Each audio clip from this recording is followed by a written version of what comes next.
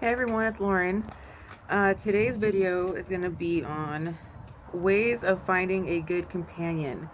That would be a good question to start with. Um, I was just thinking about it because I on my social media and I know a lot of people and they are always talking about how they break up and they get back together and how much heartache they went through and all this drama and whatnot. And it just made me think like, what kind of people are they looking for? Are they really looking for a companion? Do they even consider it? What are the ways they go about meeting people, or potential companions with qualities that they want and that they possess? And I just started thinking about a lot of stuff. Now, to me, a companion would be a boyfriend or girlfriend these days. And I think the first way to start off with finding a companion would be to simply love yourself first. That would be a good start, I think, personally, because you don't want to have someone admiring and loving you when you don't even love yourself. Otherwise, you're going to go off in the dependency on someone loving you and wanting you when you can't even be okay with the way you are yourself alone. I think loving yourself is a great way to start because with loving yourself, you start having self respect and you start having standards and you start holding yourself up to a higher level as opposed to just not having a care or even a consideration towards it. And that can lead to a lot more problems later on, I think.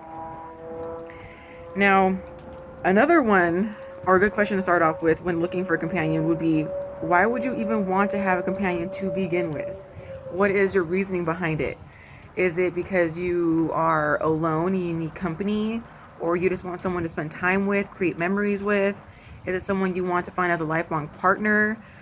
You know, Stuff like that. I think it's really important to consider instead of just going off and meeting someone and then happening to like them for whatever reason it may be, and then just going to see how it is and where it can lead to.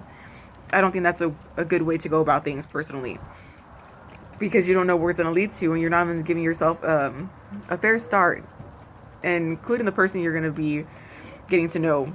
Not a good start either. And then I think another thing would be to consider morals, qualities, and standards when looking for a companion personally. I think those are really important things to actually look forward to and to consider. And not only that, just to think about. And that got me like wondering and thinking about things and asking questions myself, and I started writing shit down. Um, Fortunately, it's actually helping. It's actually making me think a little bit more than how I would go about things before. And if you don't have a basis or standards on what to go off of, I would definitely just consider thinking about it. Thinking about what's important to you, um, how you would want things to be done, how you would want to be respected. And then when you meet someone, you can be able to learn those things and be able to see it for yourself.